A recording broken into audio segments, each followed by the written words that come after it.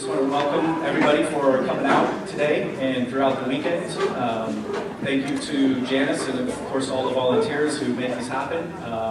Everybody's going to be running around pouring wine and all that kind of stuff. Everybody's a volunteer. Thank you to Glenn and the extension for providing the AV services among many other things.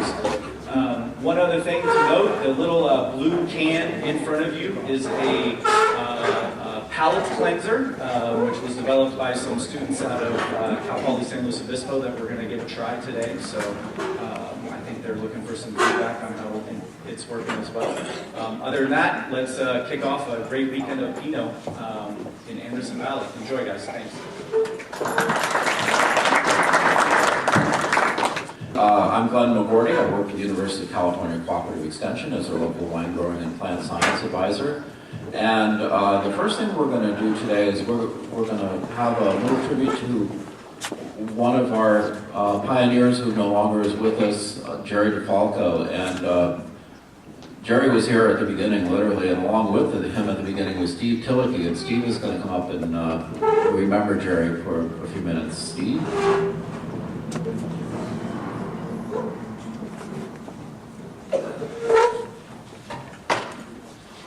By way of introduction, Steve is the general manager at Steel Wines over in Kelseyville, and he was a longtime viticulturist and regular of Anderson Valley, and Steve has been here since about 1971, about the same time that Jerry came.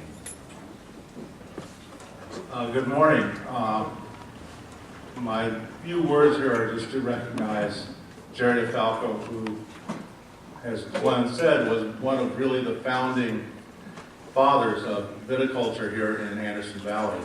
I met Jerry in spring of 1974 and started working for him at what was the B.J. Carney vineyard, now owned by Roederer. I started out as a field laborer at minimum wage and worked my way up. And largely I was able to do that because of who Jerry DeFalco was. When we had his memorial service last fall, I found myself saying to the group, Jerry was the best boss I ever had. He came here from Spokane, Washington in, I guess it was late 1972, and they purchased the property just north of Boonville on 128, and we ended up with 80 planted acres of the varieties of the time. And thinking back to 1972, when you see vineyards planted, they reflect the value of grapes the year before they were planted. And in those days, it was Cabernet Sauvignon and Riesling planted side by side, both of which worked out to make very good wine. The Cabernet, unfortunately, in Boonville only made really good wine about 2 years out of 5.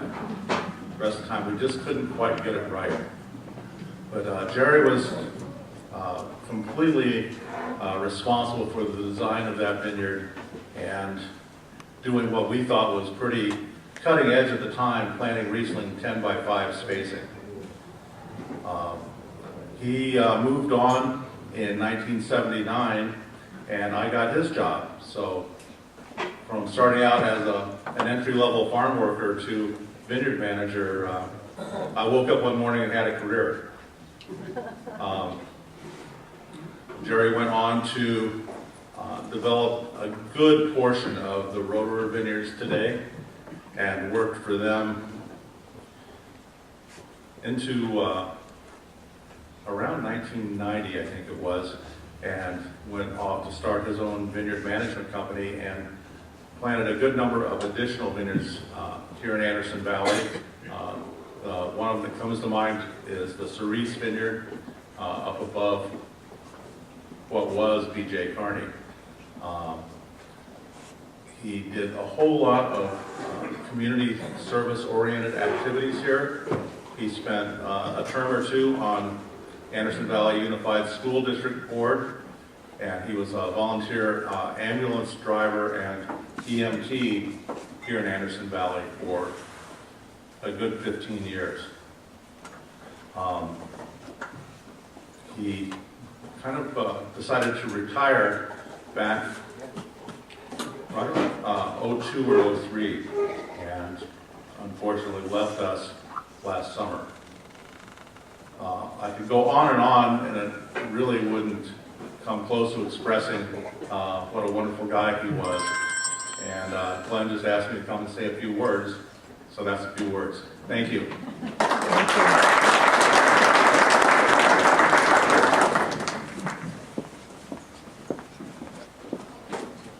Let's also give a big round of applause for Jerry and his thanks to him.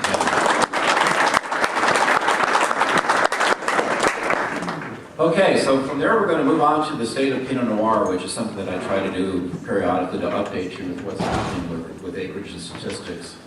And I know Mary Alfie always loves this, so. Okay.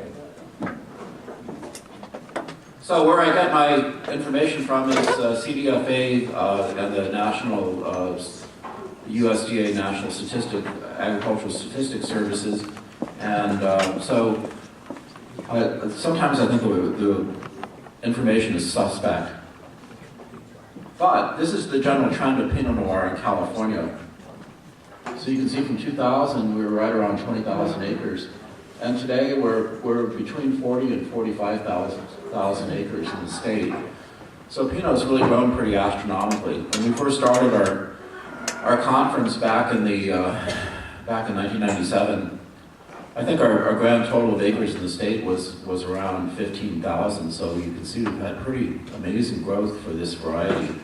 And it's just taken a while. And this is a classic example about how people get excited about a variety, they plant it in all the wrong places, they get discouraged about the variety, and then the people who get it right gradually get it going. And now we're going back to planting it in the wrong places, in my opinion. So if you can read this, there are some that's in the right places. So Sonoma leads us with about 12,000 acres, followed by Monterey. And then the next big area is Santa Barbara, San Luis Obispo, and Napa's kind of hanging on, but their acreage is basically reducing somewhat as they discover that you can plant Cabernet virtually anywhere, and if it's from Napa, you get paid a lot of money. And Mendocino, we're hanging in here. Our acreage goes up a little bit, but we're growing very slowly if you look at us over time. We go back again. You can see that little blip down there is Mendocino, and we're coming along. Our acreage is increasing, but it's not going forward at a huge rate because it's, limited where we can really grow good Pinot in our county, and we know that, and most of that area is here in Anderson Valley, and we went into great length 2 years ago about the potential of more acreage in Anderson Valley. It's largely limited by water. Here on the average price per ton, this is interesting, so you can see that Sonoma kind of leads the pack at about average of 3,246. We're actually next. We're averaging about $2,700 per ton. So we've passed Napa with something. So they're at 2,612. And the other thing of note is down here in the Central Valley. Tons produced, 52,000, ranging somewhere from about $400 to $700 a ton. Now this is the thing that kind of gets me. This is where I think there may be something not right. 2,200 acres producing 52,000 tons. I know that they can load them up in the valley, but that's pretty amazing. That would mean it would be about 25 tons an acre, so something's missing there. Whereas look at Mendocino, I really question this too. So we have 2,700 acres, and they said we produced about 2,700 tons. I know our yields were low last year, but I don't think they were that low. So this is why ag statistics sometimes I don't quite gets everything. You have to kind of take it with a little bit of grain of salt sometimes what you're reading. It's a good snapshot, but it's not always highly dependable.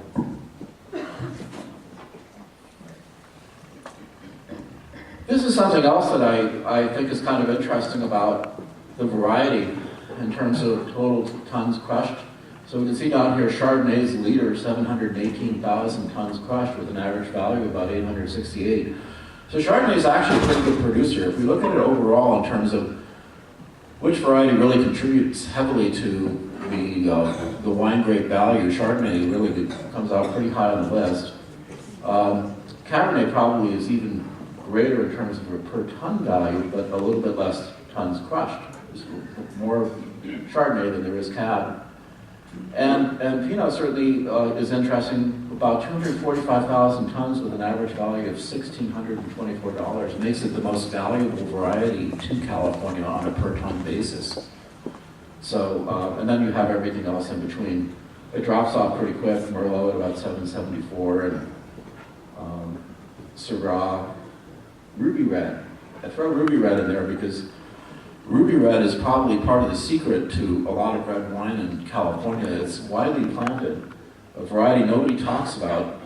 Dr. Olmo bred it years ago, and 242,000 tons, $300 a ton.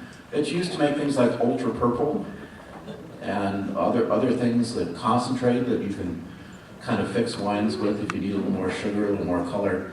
And it gets around. That's all I can tell you. It's sort of a winemaker's secret.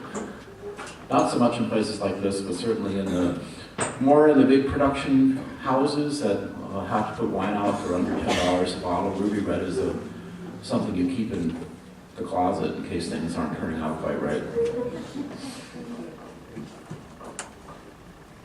So that's kind of the state of Pinot. So what does it mean for the future? Well, it means that the value price wines are kind of revisiting Pinot Noir. They kind of gave up on it because there were so many bad Pinots probably 20 or 30 years ago that as a category really fell off to where, like I said, there's maybe somewhere around 15,000 acres when we started this conference 18 years ago. But what's happened, of course, is that Pinot has come back from places like Anderson Valley and certainly Sonoma County, even Monterey. People are making good wine again, and the fruit's worth a lot of money, so people in other districts, like the interior districts, are saying, gee, it'd be nice to have a piece of that action. And I just worry a little bit that we don't end up seeing our brand kind of diluted or destroyed by, Chateau de Bakersfield, which is probably not going to make very good Pinot.